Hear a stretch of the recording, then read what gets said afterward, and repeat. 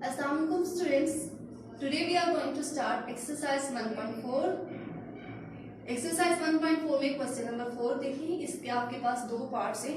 अब इन दो पार्ट्स के लिए आपने ये पहले वाला क्वेश्चन प्रूव करना है. इसी तरह इसका सेकंड क्वेश्चन भी है, वो आप लोगों के लिए एज अ सेल्फ असेसमेंट होगी. आपने उस क्वेश्चन को भी इन दोनों पार्ट्स के लिए प्रूव करना है. हम पार्ट ए को सॉल्व करते हैं. पार्ट ए में आपके पास है P union Q union R is equal to P union Q union R. तो ये कौन सा लॉ है? देखिए आपके पास तीन सेट्स हैं, यानी P Q R, और इनके दरमियान जो ऑपरेशन है वो क्या है? यूनियन का. तो ये एसोसिएटिव लॉ ऑफ यूनियन है. एसोसिएटिव लॉ आपको ये बताता है कि अगर आपके पास तीन सेट्स हैं और आप उनके दरमियान कोई भी ऑपरेशन लगाते हैं तो आप किसी तरह की भी ग्रुपिंग कर लें, answer will always be same. यहाँ अगर आपने देखे फर्स्ट टू का उन्होंने पेयर बनाया है और यहाँ पे लास्ट टू सेट्स का पेयर बनाया है. तो ये एसोसिएटिव लॉ ऑफ यूनियन है. हम इसको प्रूव करने जा रहे हैं. पहले लेफ्ट हैंड साइड लेंगे. लेफ्ट हैंड साइड में हमारे पास है P union Q union R. पहले ब्रैकेट वाले पोर्शन को सॉल्व करेंगे. P union Q. तो P यूनियन Q के अंदर देखिए P इज इक्वल टू, ये P है, इज इक्वल टू 0 1 2 3. यहाँ पे स्टूडेंट्स आपने ये नहीं लिखना, इस तरह करके नहीं लिखना P is equal to 0 1 2 3. This is wrong. आपने सिर्फ P इक्वल यहाँ पे है, सिर्फ उस सेट के एलिमेंट्स लिखने हैं, ठीक है. उसके बाद यूनियन का सिंबल, उसके बाद सेट Q, क्योंकि एलिमेंट्स किस तरह के हैं? 2 3 4 5 6, 2 3 4 5 एंड 6. अब इन दो सेट्स का आप यूनियन लें. यूनियन मीन कंबाइन करना है, बट रेपिटेशन नहीं होना चाहिए. दो एलिमेंट्स ऐसे हैं जो दोनों सेट्स के अंदर हैं, तो जब आप फाइनल आंसर लिखेंगे तो आप इनको वन टाइम लिखेंगे. 0 1 2 3 4 5 and 6. This is P union Q. अब हम अपनी लेफ्ट हैंड साइड की तरफ आते हैं. In our left hand side there is P union Q union R. इस P union Q की जगह आप ये आंसर यहाँ सब्स्टिट्यूट कर दें. 0 1 2 3 4 5 एंड 6. उसके बाद यूनियन का सिंबल, उसके बाद R. R is equal to what? 5 6 7 8 9. अब अपने दोनों सेट्स को मिला के लिखना है, कंबाइन करना है. कंबाइन में रेपिटेशन नहीं होने चाहिए. टू एलिमेंट्स हैं जो अपने आप को रिपीट करें, दोनों सेट्स के पास हैं, तो बस आपने इनको वन टाइम लिखना है. So the answer is 0 1 2 3 4 5 6 7 8 and 9. This is your left hand side. अब हम राइट हैंड साइड को सॉल्व करेंगे. इन right hand side we have P union Q union R.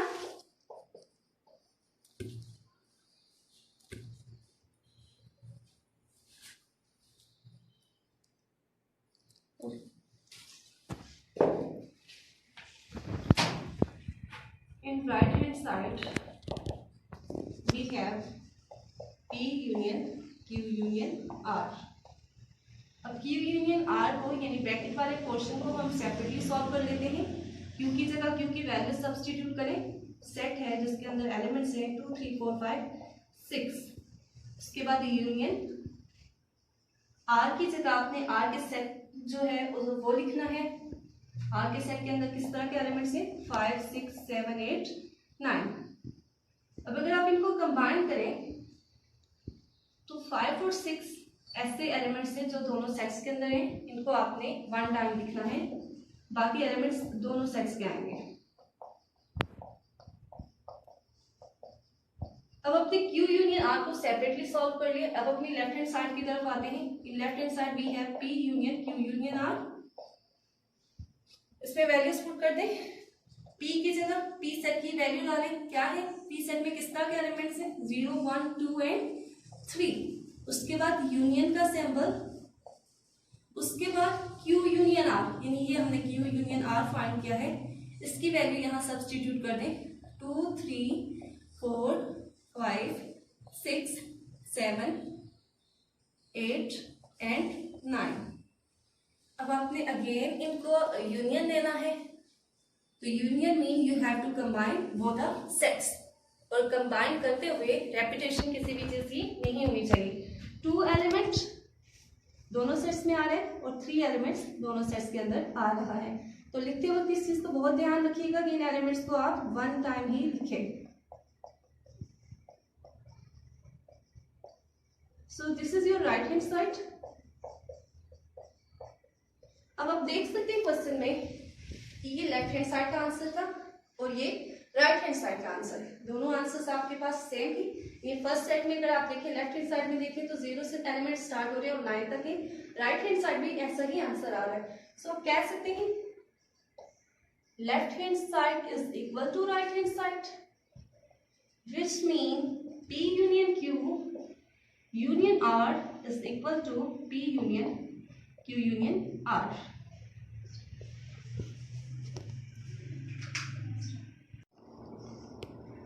Now we are going to solve part B. In part B there is P intersection Q intersection R, which is equal to P intersection Q intersection R.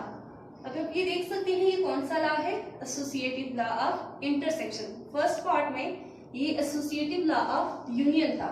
अब यहाँ through out this law यहाँ intersection operate हो रहा है। So this is associative law of intersection.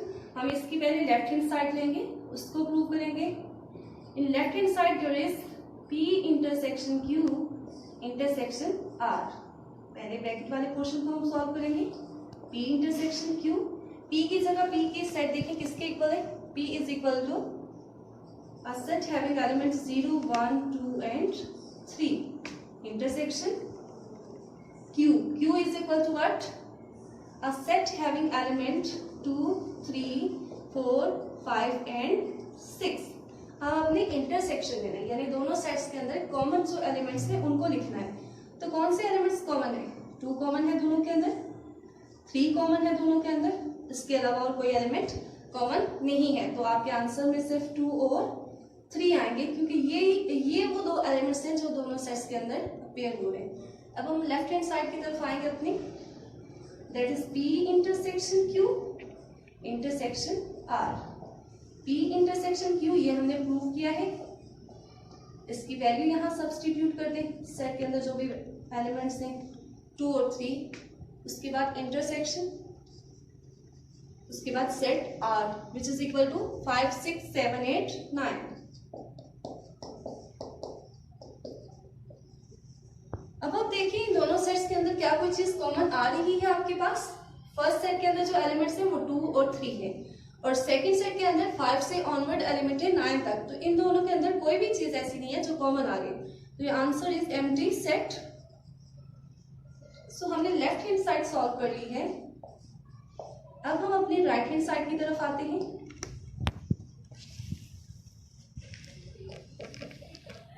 In right hand side we have to solve P intersection Q intersection R।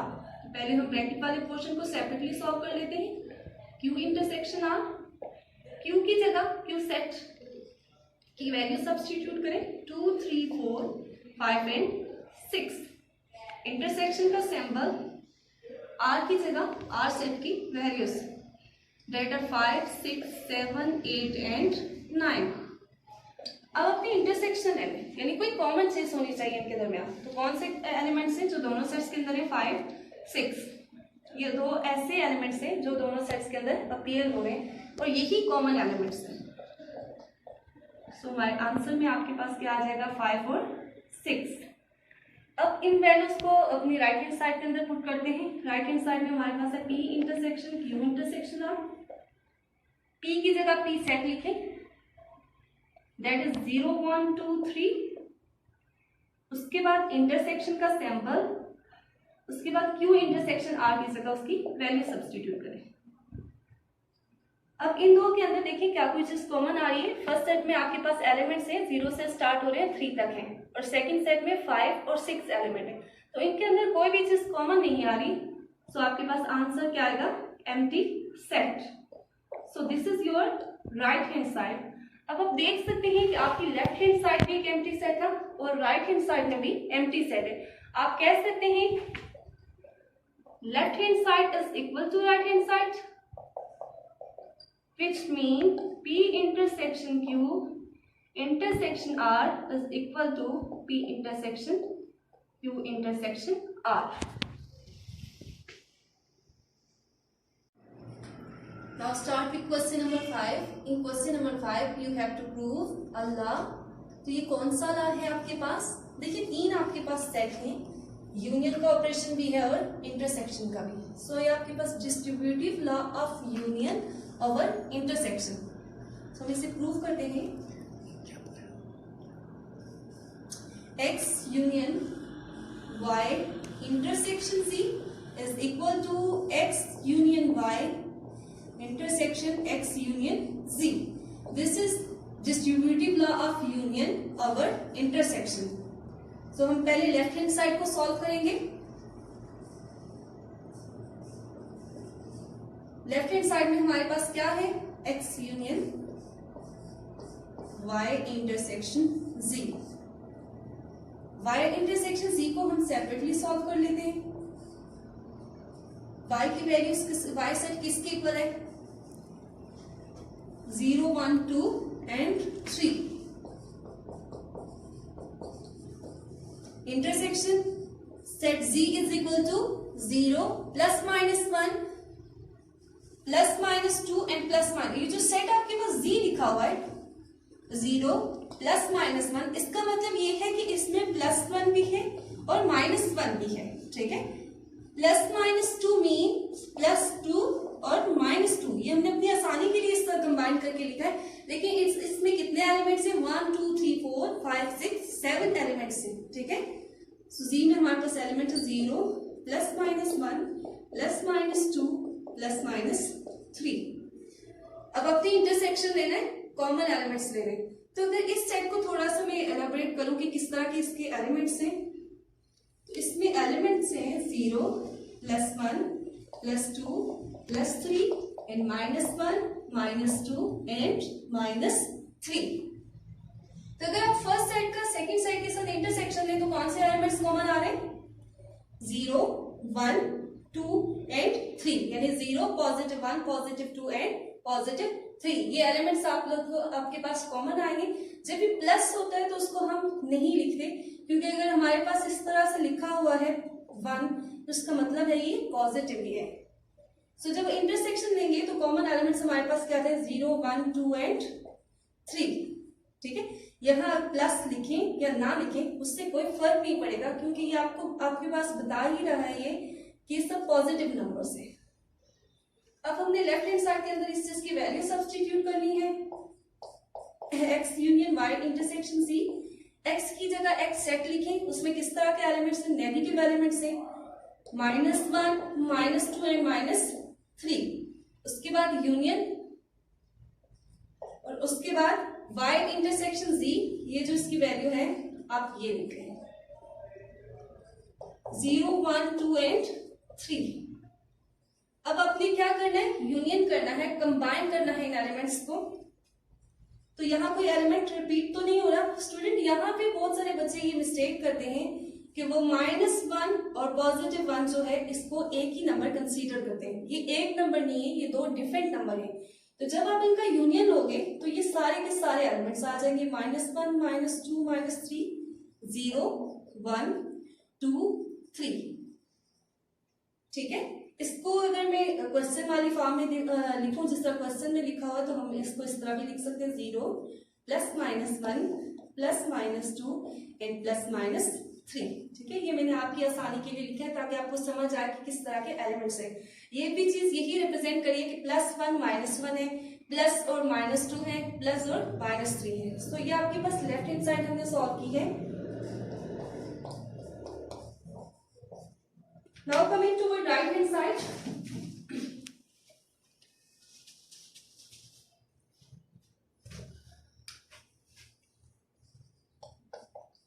In right hand side we have to solve X union Y and intersection of X union Z. अभी जो brackets के अंदर दो portion है, एक X union Y और दूसरा X union Z, हम इनको सेपरेटली सॉल्व कर लेते हैं। और सोल्यूशन आने पे उन दोनों का इंटरसेक्शन ले लेंगे। एक्स की जगह एक्स सेट की वैल्यूज डालें, -1 -2 एंड -3 यूनियन y की जगह y की वैल्यूज दैट इज 0 1 2 एंड 3। अब आप इनका यूनियन लें तो यहाँ पे कोई भी ऐसा एलिमेंट नहीं है जो रिपीट हो रहा हो। -1 -2 -3 0 1 2 एंड 3, ये इनका आंसर आ जाएगा। This is x union y। अब हम सॉल्व करेंगे इस क्वेश्चन को, that is x union z। In x union z x की जगह आपने x सेट की वैल्यूज डालनी है, दैट इज -1 -2 -3 यूनियन z की जगह z सेट में किस तरह के एलिमेंट्स हैं, 0 +1 -1 +2 -2 +3 -3। सो आपने इन दोनों सेट्स का यूनियन लेना है, कंबाइन करना है। यहाँ पे 3 एलिमेंट्स हैं जो रेपिटेटिव है, यानी जो सेट फर्स्ट सेट के भी अंदर आ रहे हैं और सेकंड सेट में भी आ रहे हैं। कौन से, -1 -2 एंड -3। इसके पास भी -1 है, -2 और -3। तो जब आप इनका आंसर लिखेंगे तो इनको वन टाइम ही आपने लिखना है। -1 -2 -3 0 +1 +2 एंड +3। एक्स यूनियन जी भी हमने फाइंड कर लिया है। अब हमने क्या कर लेना है, सिर्फ इन दोनों सेट्स का इंटरसेक्शन लेना है। सो अपनी राइट हैंड साइड के अंदर हम वैल्यू सब्स्टिट्यूट करेंगे। X union y is equal to what, -1 -2 -3 0 1 2 and 3। Intersection x union z किसके इक्वल है आपके पास, -1 -2 -3 0 1 2 एंड 3।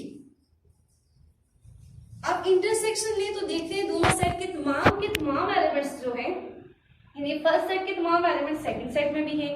सेम -1 -2 -3 -1 से लेके 3 तक एलिमेंट है फर्स्ट सेट में, और सेकंड सेट में भी -1 से एलिमेंट स्टार्ट हो रहे हैं और 3 पे एंड हो रहे हैं।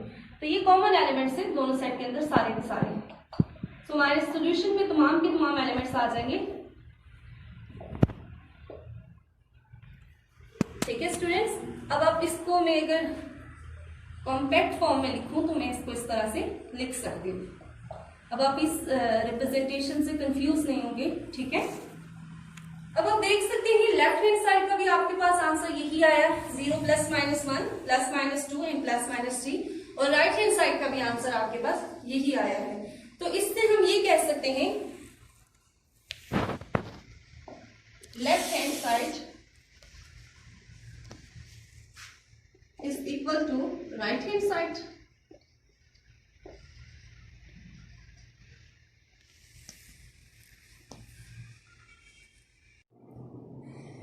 Now start with question number 6. In question number 6 you have to verify, और ये जो वेरीफाई करना है जिस लॉ को, ये आपके पास कौन सा लॉ है, distributive law of intersection over union. Part 5 में हमने प्रूव किया था distributive law of union over intersection, और इसमें हम प्रूव करेंगे distributive law of intersection over union.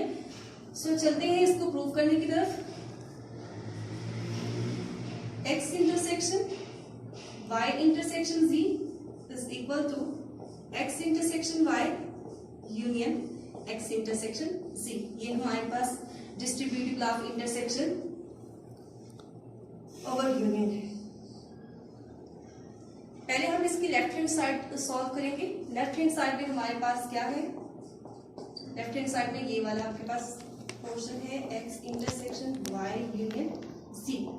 इसका जो ब्रैकेट वाला पोर्शन है वो हम सेपरेटली सॉल्व कर लेते हैं, y यूनियन z।